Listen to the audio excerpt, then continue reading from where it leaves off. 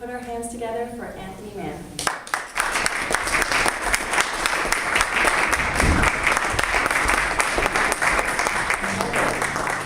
Is burning low upon my tabletop.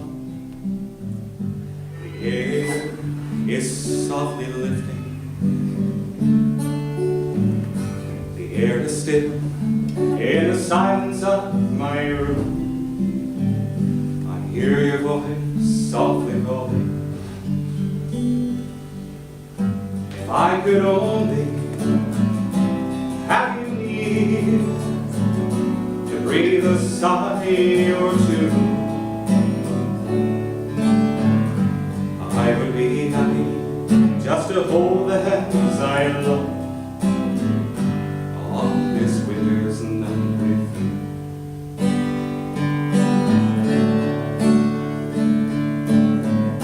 The smoke is rising in the shadows overhead.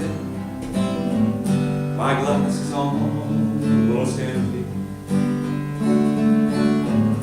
I read again between the lines upon each page the words of love that you sent me. And if I could know within my heart that you were lonely too, I would be happy just to hold the hands I love on this winter's night with you.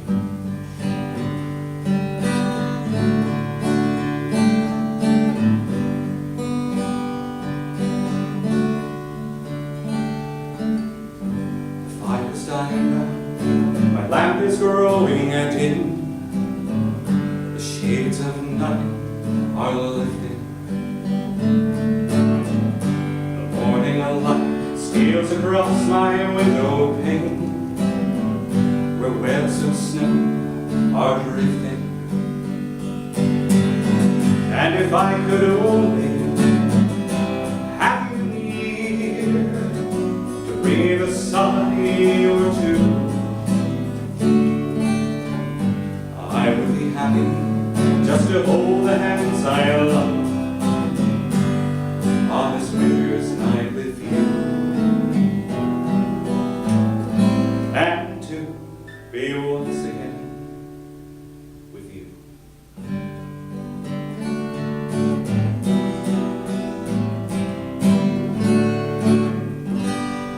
There we go.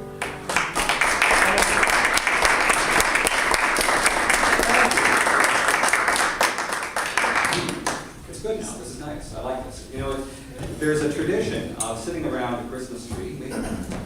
We've got the Christmas tree right there. That's fantastic.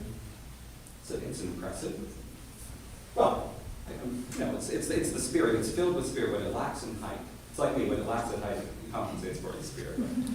So there's a tradition of sitting around the Christmas tree and singing songs and telling stories. And to me, that's what that's what the season's all about. It's about sharing those moments.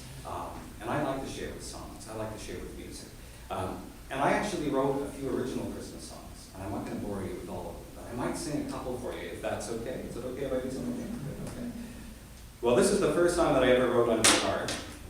And I wrote it for the very first year that we actually did this particular show. And it's very simple. It's called A Christmas Carol for Christmas Day.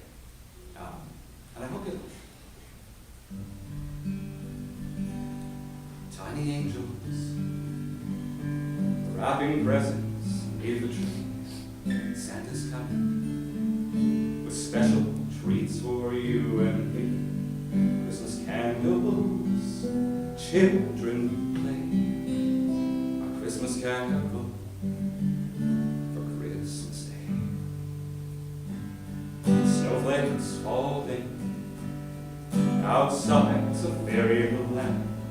To the fire, come along, let's cuddle and warm our hands. Can you hear bells? It's Santa's sleigh. A Christmas carol for Christmas Day. The cold winds blow, chilling little feet and toes. so many moons till summer. Hey, bells are ringing, finally Christmas is in the air. Children laughing, see their smiling faces everywhere. All are happy and all sing the praise, all sing carol for Christmas Day. So much magic and so much light, a Christmas carol for Christmas Day.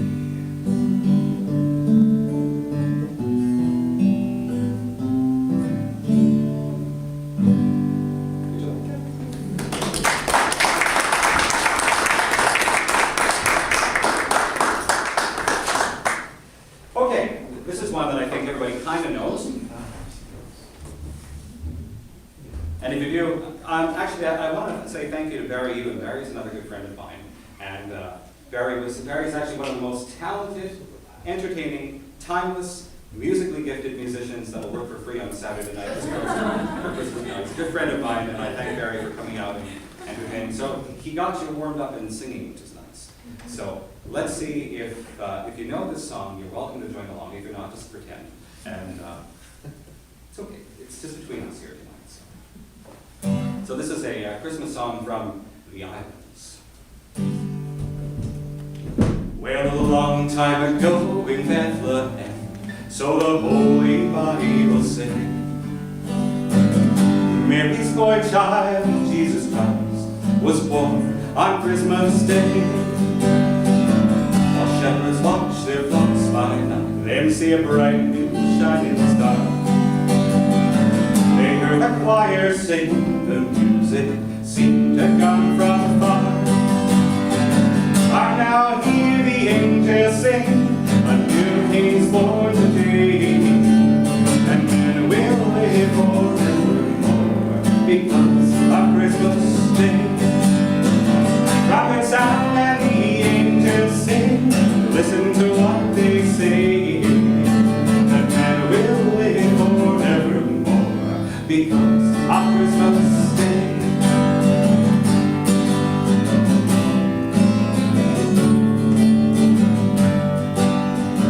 Now Joseph and his wife Mary, them come to Bethlehem that night. They found no place to live her child, not a single room was in sight.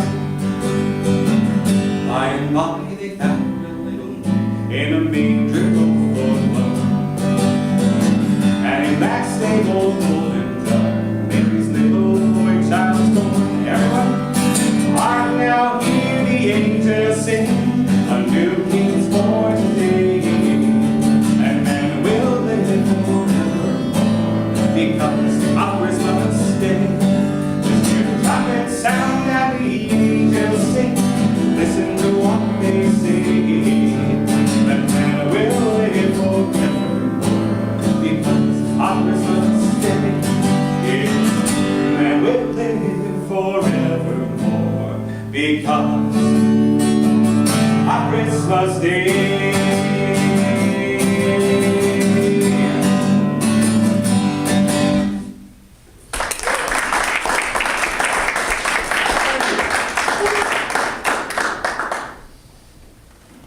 Anybody like Elvis?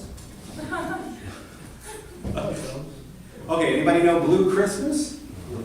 This one, okay, so you know, so you can sing along, right? See, this kind of works because there's two verses, but the second verse isn't nearly as interesting as the first. So what I thought we'd do is we'll do the first verse, okay? And then we'll go back and we'll all sing the second verse together. Is that unreasonable? Is that fair enough? There's some quiet people here. And I can see you all too. Well, that's right. We'll take it slow, and if you know it, that's great. If not, I'll do the singing. That's fine. I'll have a blue Christmas without you.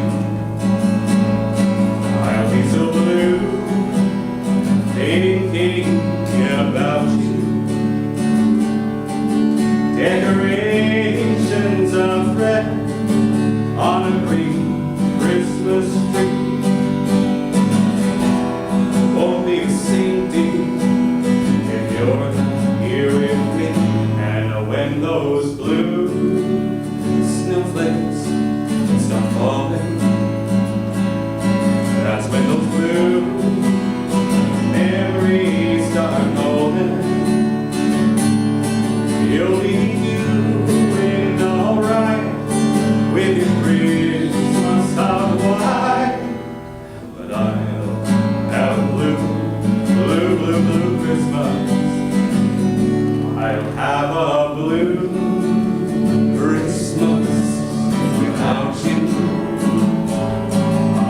so blue, thinking about you. Decorations are wrapped on a green Christmas tree. Won't be the same to you if you're not here with me. And when those blue snowflakes are gone, that's when those blue memories start rolling. You'll be doing alright in your Christmas song life. Have a blue Christmas. Oh, yes. I have a blue Christmas. So blue.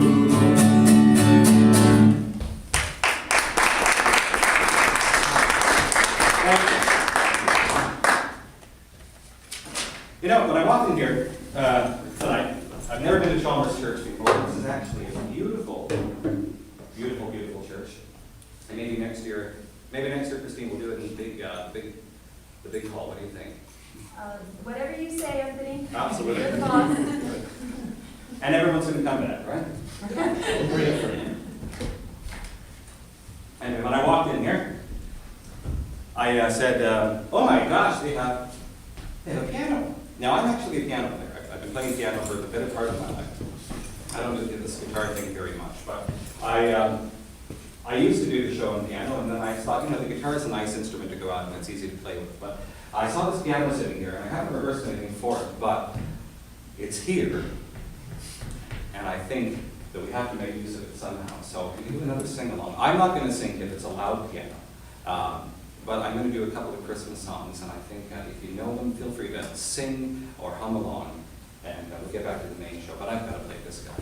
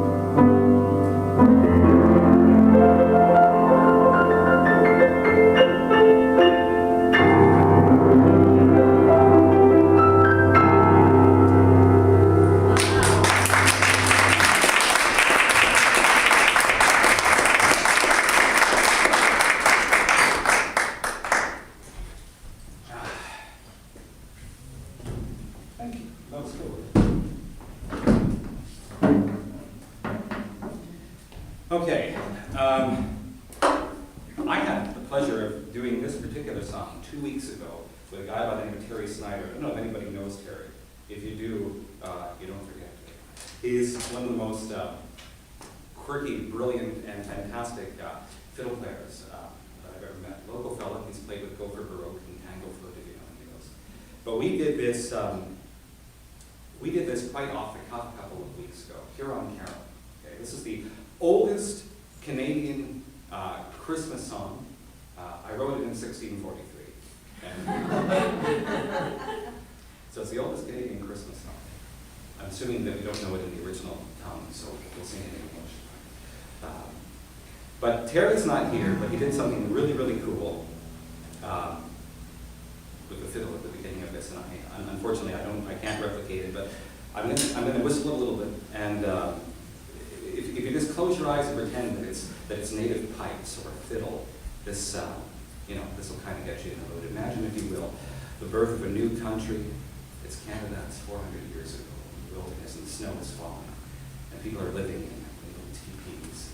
They live around fireplaces and share stories and celebrate in their own special ways. And we introduce our culture and religion to them. This is powerful. Canada does have a storied history, and this is one of the best examples of it.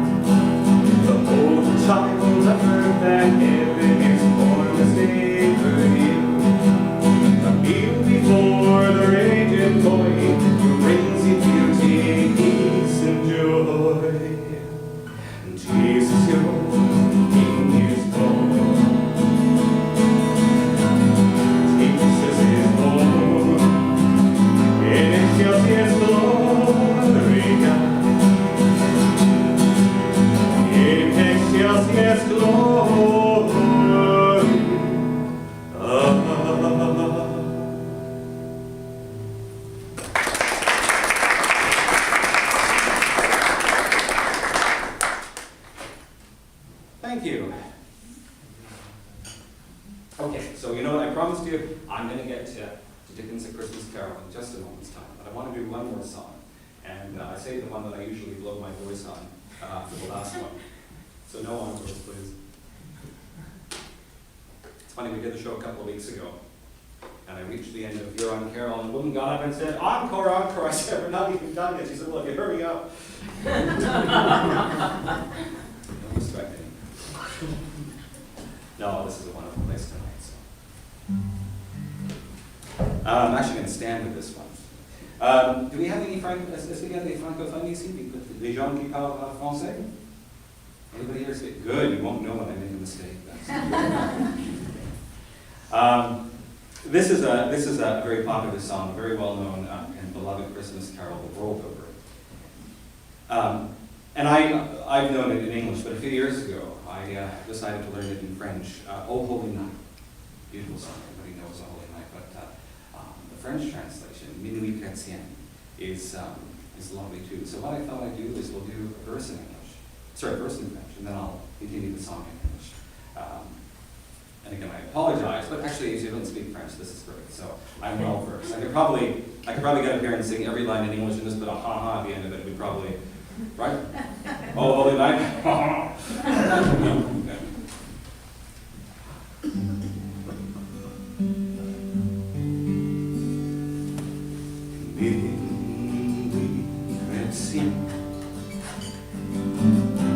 C'est le solennel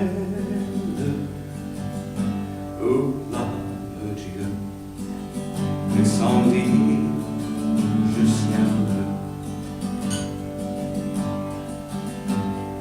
pour effacer la tâche originelle et de son Père arrêté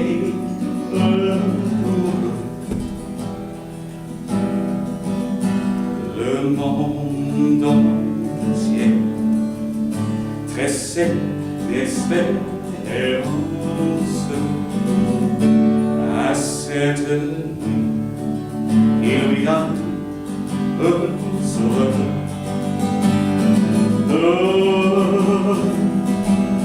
à genoux attend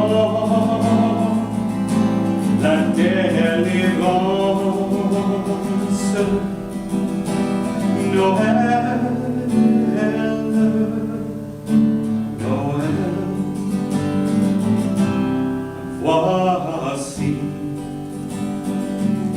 le Rédempteur. Noël, Noël,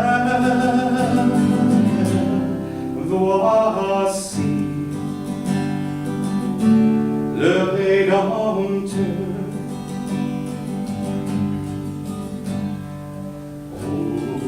Holy night, the stars are brightly shining. It is the night of the day.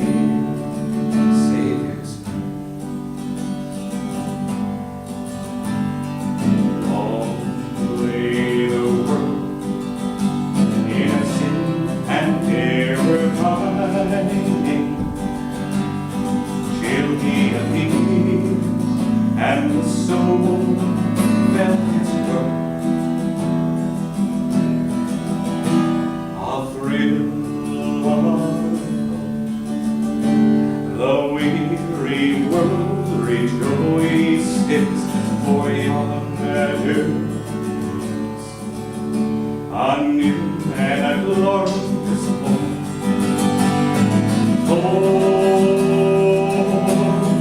On your knees,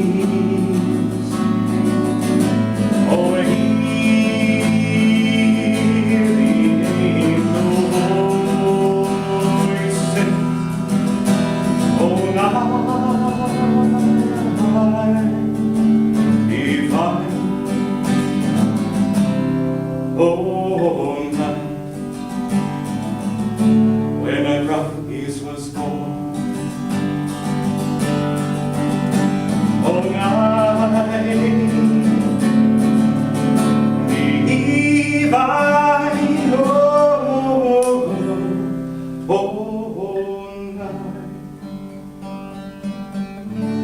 oh, night divine, holy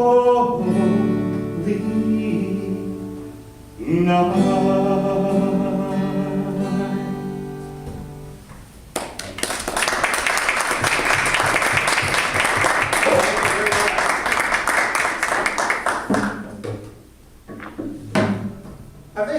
dessert yet?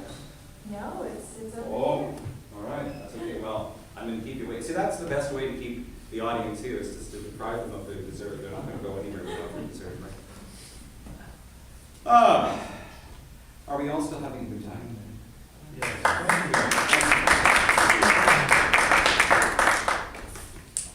I am too. Okay. I think I mentioned earlier that I'm from the UK. I was born in the UK, but I was raised in Canada. And in the UK, there's this wonderful tradition that I've always loved. And it's the tradition of having a ghost story at Christmas time. Now, anybody get too spooked by ghost stories? We have some young ones. Are you afraid of ghost stories? Okay. This one isn't too bad, actually. It's not too bad. Charles Dickens' A Christmas Carol. Dickens wrote this, published it in 1843. And when he wrote it, a lot of people don't realize this, but he was almost impoverished. He had had a spate of publications which did very well for him, but he couldn't find that next big hit. And so he toiled, and he toiled, and he toiled, and he desperately needed something to reverse his fortunes. And he came up with this story. There's a fantastic book actually called The Man Who Invented Christmas that tells you all about it. He came up with the Christmas Carol and published it, and of course it's his most popular, most translated, most told, most known story. And Dickens himself actually toured the world in the later years of his life, performing A Christmas Carol. He did a reading of it, and the reading itself took 2 hours. I'm not going to do that. But he actually played Kingston, Ontario in the 1860s. If anybody remembers it. He played Kingston in the 1860s, and perhaps this evening, I have no idea how old the church is, but it's up there. So perhaps this evening, we can channel the spirit of Charles Dickens as we celebrate A Christmas Carol. This is a truncated version. It's a short version. It's the version I've been doing for years and years and years. But I hope you like it. But above all else, even though we're celebrating in the season, everybody's filled with cheer and merriment, let's take it back to that original notion that I planted, that above all else, this is a ghost story. For you see, Marley was dead to begin with. There's no doubt whatsoever about that. The register of his burial was signed by the clerk, the clergyman, the undertaker, and the chief mourner. Why, Scrooge signed it. And Scrooge's name was good upon change, for anything he chose to put his hand to. Old Marley was as dead as a doornail. And this must be distinctly understood, or nothing wonderful can ever come of the tale that I'm going to relate. And so, let our narrative begin, as all good tales do, once upon a time, of all the most wonderful nights of the year, Christmas Eve. This is Charles Dickens' Christmas Carol. Bah! Look at those fools celebrating their Merry Christmas humbug. What's Christmas time but a time for paying bills without money? A time for finding yourself a year older and not an hour richer. If I had my way, every idiot who goes about with Merry Christmas on his lips would be boiled in his own pudding and buried with a stake of holly through his heart. Away with your Merry Christmas humbug. Ooh, he was a tight-fisted hand at the grindstone, Scrooge, squeezing, wrenching, grasping, clutching, covetous old sinner. No warmth could warm him. No wintry weather could chill him. No one ever stopped him in the street to say, "My dear Scrooge, how are you today? When will you come to see me?" No beggars ever asked him to bestow a trifle. But what did Scrooge care? He had his money. He had his counting house. He had his meager lodgings, and he had a clerk by the name of Bob Cratchit who would work for less than 15 shillings a week, and this was all that he needed or wanted for them. At last, the hour of shutting up the counting house on this Christmas Eve was at hand, and with that both Cratchit and Scrooge left for the evening. Scrooge took his melancholy dinner in his usual melancholy tavern, and having read all the papers, went home to bed. Now, ladies and gentlemen, it is a fact that Scrooge had not bestowed one thought upon Jacob Marley, his 7 years dead partner in many a forgotten month. Then, let any man explain to me, if he can, how it is that Scrooge, upon retiring to his chambers to prepare for bed, heard the most terrible of sounds, and felt emotions of the most horrifying dread, as a ghastly, chained figure arose from the bowels of hell, and clambered its way into his parlor. "Ebenezer Scrooge!" it spoke. "In life, I was your partner, Jacob Marley. You do not believe in me. Why do you doubt your senses, man of the worldly mind? It is required of every man that the spirit within him should walk abroad among his fellow men and travel far and travel wide. And if that spirit goes not forth in life, it is condemned to do so after death. It is doomed to wander this world in weakness what it cannot share, but might have shared and turned to happiness. I wear the chain that I forged in life. I made it link by link and yard by yard. I girded it of my own free will, and of my own free will I wore it. Is its pattern strange to you, Ebenezer? Or would you recognize the strong coil that you bear yourself? It was as full and as heavy and as long as this 7 Christmas Eves ago, and you have labored on it since, Ebenezer. It is a ponderous chain. I've no comfort to give. It comes from other regions, Ebenezer, and is conveyed by other ministers to other types of men. A very little time is all permitted to me. I cannot rest. I cannot stay. I cannot linger anywhere. My spirit never roved beyond the narrow limits of our money-changing hole. My spirit never looked watch upon fellow men. And now restless journeys lie before me. 7 years dead and traveling the whole time. No rest, no peace, incessant torture of remorse. Hear me, for my time is almost through. I am here tonight to warn you that you have yet a chance and hope of escaping my fate, a chance and hope of my procuring Ebenezer. You will be haunted by 3 spirits. Without their visits, you cannot hope to shun the path that I tread. Expect the first tomorrow when the bell tolls 1, the second when the bell tolls 2, the third will find you in due course. Look to see me no more, and look that for your own sake you remember what has passed between us. 7 years dead, and traveling the whole time. No rest, no peace, only remorse.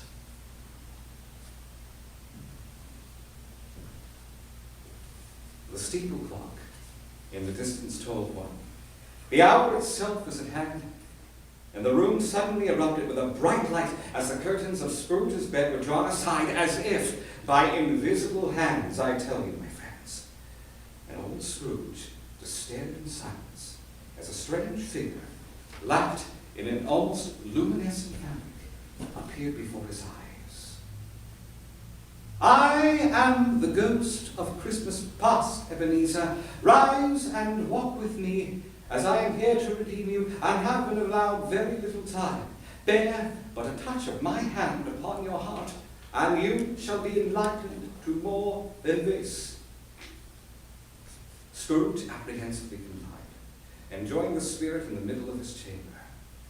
The ghost took Scrooge by the hand, and off they travelled out into the night, into the past. Through the walls of Scrooge's lodgings and deep into the foggy mists of London they travelled, through the cosmos, through the years towards a bright light, a warm light which enveloped Scrooge and reminded him of fond days long since forgotten.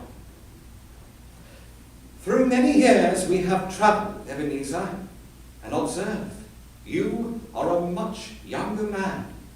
Look, though, and see how your face begins to show the signs of avarice. There is a greedy, restless motion in your eyes. In the house before us, there sits a young lady, a very beautiful girl by the name of Belle, the girl that you are going to marry. Hearken and listen to what she says to you, Ebenezer, for these are the shadows of your past. Scrooge watched as the visage of the young woman turned to him and spoke. And she said, "It matters very little to you, Ebenezer. Another, you hold money more important than me, or anything else for that matter, and I am going to grant you your wish, free from marrying me. That is what you desire, Ebenezer. Today, I am a happy woman surrounded by my fine children, and those children might have been yours if you weren't so selfish. I feel sorry for you." And then, as suddenly as it had all begun, all went silent about him. Scrooge was in his own bedroom, and he sank back into a heavy sleep. Soon the bells were tolled too, and Scrooge could only but dream with fear and trepidation what would await when the second of the spirits would come calling for him. "I am the ghost of Christmas present, look upon me!" It was his own room, there was no doubt about that, but it had undergone a surprising transformation. The walls and ceiling were so hung with living green that it looked a perfect grove, and such a mighty blaze went roaring up the chimney as had never been known in Scrooge's time. Heaped up on the floor, form a sort of a throne, if you will, were turkeys, geese, game, poultry, cherry-cheeked apples, juicy oranges, luscious pears, immense 12 cakes, seething bowls of punch that made the chamber dim with its steam, a sumptuous buffet. And now try to imagine, if you can, sitting upon this couch in an easy state, there sat a jolly giant, glorious to see, who bore a glowing torch and held it up, high up, to shed its light on Scrooge as he came peeping around the corner. "Come in," he spoke, "and know me better, little man. Have you never seen the likes of me before? I have many brothers, over 1,800 of them, one for each Christmas since the very first. I trust that you will profit by our journey. Touch my robe, Ebenezer. We have very little time, and there is a place that you must visit. It is a very poor house in a very poor section of London." And indeed, it was a meager dwelling. The curtains were torn, the roof leaked, but it was a home nonetheless. And the dwellers of it emulated great warmth, and they made it a comfort. Scrooge inquired as to who could live in such a ramshackle place as this, to which the ghost replied, "An underpaid clerk by the name of Bob Cratchit, the very same man employed by you, Ebenezer Scrooge. And that woman and those 4 children, his wife and family. But observe, Scrooge, for here comes Cratchit up the stairs right now. He carries his 5th child, Tiny Tim." "Spirit," spoke Scrooge, "that child carries a crutch. Now, because he is crippled, Ebenezer, Bob Cratchit cannot afford a doctor, not on 15 shillings a week. But listen to them, Scrooge, for as poor as they are, they make merry." And Scrooge observed as the Cratchit family gathered around their Christmas tree and paid homage.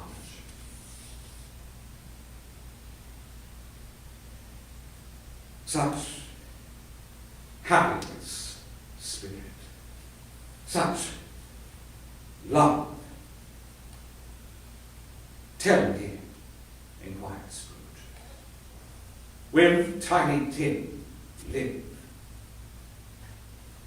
I see a vacant seat in the chimney corner, and a crutch without an owner carefully preserved. If these shadows remain unaltered by the future, the child will die.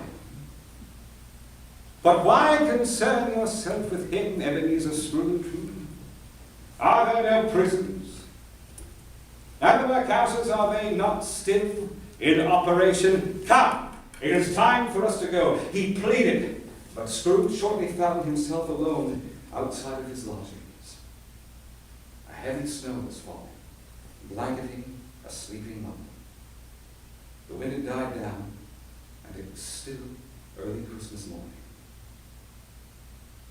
The bell in the distance tolled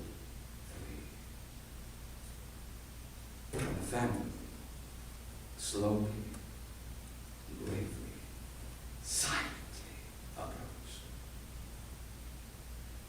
When it came, it seemed to scatter gloom and mystery. It was shrouded in a deep black garment which concealed its head, its face, its form, and left nothing of it visible save one outstretched hand. And its mysterious presence filled Scrooge with a solemn dread. I am in the presence of the ghost of Christmas yet to come.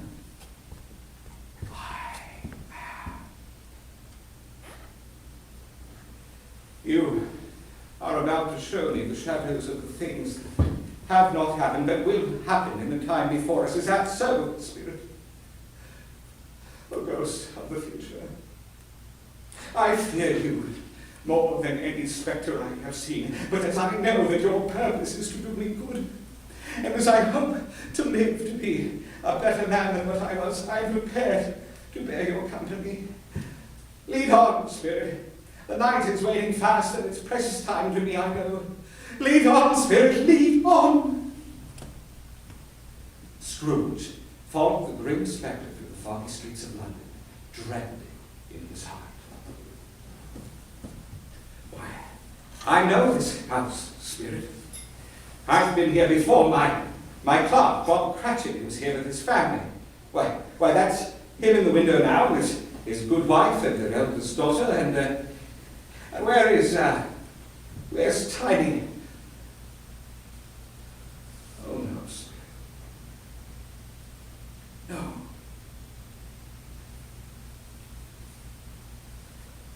Tell me, Spirit,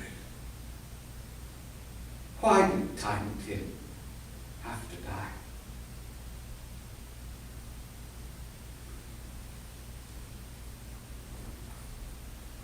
Something informs me that our parting moment is at hand. Tell me, Spirit, in a future so sorrowful and bleak as that you have shown me here tonight, what has become of me? The family pointed through the mist towards an iron gate, a churchyard. Oh, it was a worthy place for the dead, ladies and gentlemen, the lost souls, the forgotten, walled in and overrun by grass and by weeds. And the spirits stood among the graves, pointing down to one. Scrooge advanced towards it, trembling. Before I draw nearer to that stone to which you pointed, answer me one question. Are these the shadows of the things that will be, or are they the shadows of the things that may be? But still, the ghost pointed downward to the grave by which it stood. Men's courses, Spirit, will foreshadow certain ends to which, if persevered in, they must lead. But if the courses be departed from, the ends will change. Say it is thus with what you showed me here tonight. But the Spirit was as immovable as ever. Scrooge crept towards it, trembling as he went, and following the finger, read upon the stone of the neglected grave his own name, Ebenezer Scrooge. Oh, no, Spirit. Oh, no. Hear me. I am not the man I was. I will not be the man that I have been. Why show me this, if I am beyond all hope? Oh, good Spirit, tell me that I may change these shadows you have shown me by an altered life. I will honor Christmas in my heart. I will live in the past, the present, the future. The spirits of all three will strive within me the year out. I will not shut out the lessons they have taught me. Oh, Spirit, tell me that there is hope, that I may wipe away the writing of this stone. Spirit, tell me there is hope. Oh, Spirit, oh, tell me there is hope.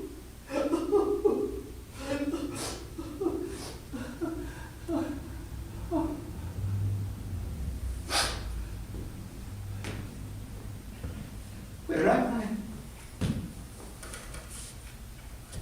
Bedposts, sheets. I'm in my own room. Light. There is light shining through the windows. It's morning. Bells. I can hear bells. It must be Christmas Day. I don't know what to do. I'm trembling. I'm as light as a feather and as giddy as a drunken sailor. Oh, what to do? What to do? I'm going to give money to the poor. Yes, I'm going to give cracks to raise and seek doctors for Tiny Tim. I'm going to send the cracks to Goose, the biggest goose in all of London. I'll send everybody in London a goose. And presents for all. I must hurry and dress. Oh, there's so much to do, for I am alive, and the world is such a wonderful place. Merry Christmas, everybody! Oh, and Scrooge was as good as his word. He did it all and infinitely more. And to Tiny Tim, who did not die, ladies and gentlemen, he was a second father. He became as good a friend, as good a master, and as good a man as the good old city knew, or any other good old city, town, or borough in the good old world. He had no further intercourse with spirits, and it was always said of him that he knew how to keep Christmas well, if any man alive knew how to. And so, may that be said of all of us, each and every one here tonight. And so, ladies and gentlemen, in summation, as Tiny Tim observed in Dickens' original masterpiece so many years ago, God bless us, everyone.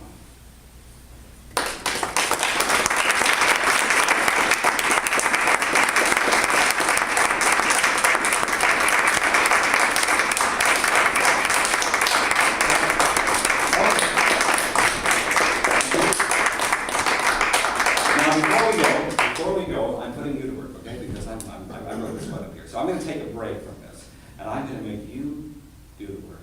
Okay? Now, we've done the sing-along thing. Barry started off the evening with sing-along. And he sang along to a couple of the things that we did there before.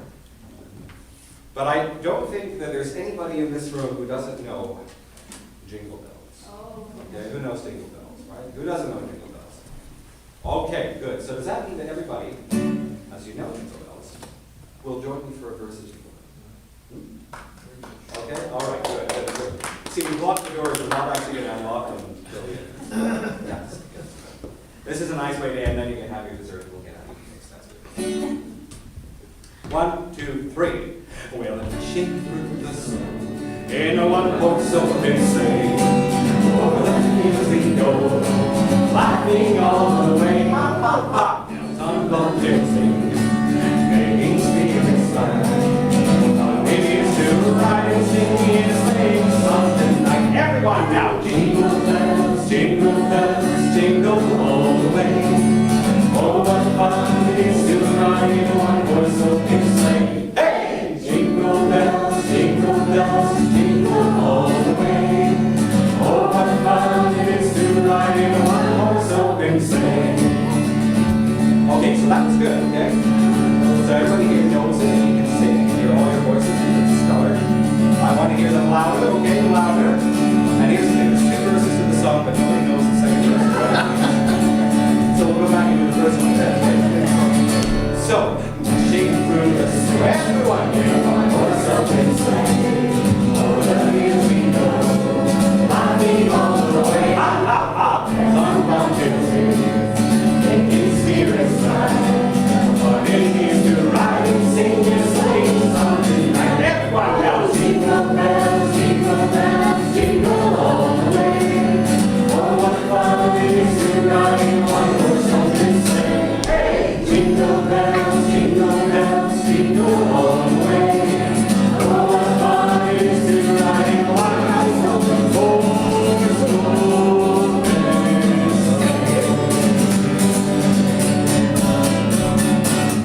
Thank you very much.